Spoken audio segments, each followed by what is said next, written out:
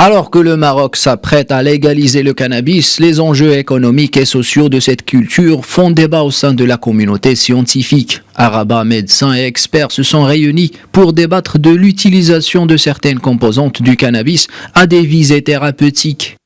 La plante en elle-même, le cannabis, a ceci de particulier qu'elle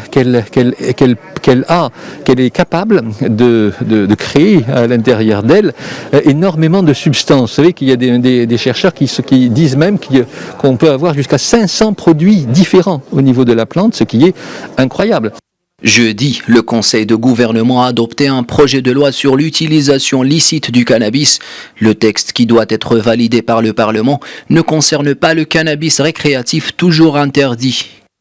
Il y a des composantes du cannabis qui commencent à montrer leur efficacité dans les travaux, en tout cas sur certaines pathologies neurologiques, psychiatriques.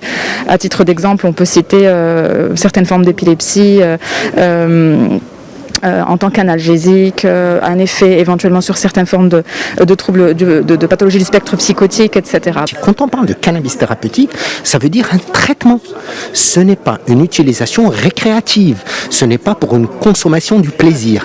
C'est dans le cadre d'un diagnostic et d'une prescription par un médecin pour soulager une problématique de santé. Ça peut être une douleur chronique dans le cadre d'un cancer, ça peut être les douleurs des maladies neurologiques.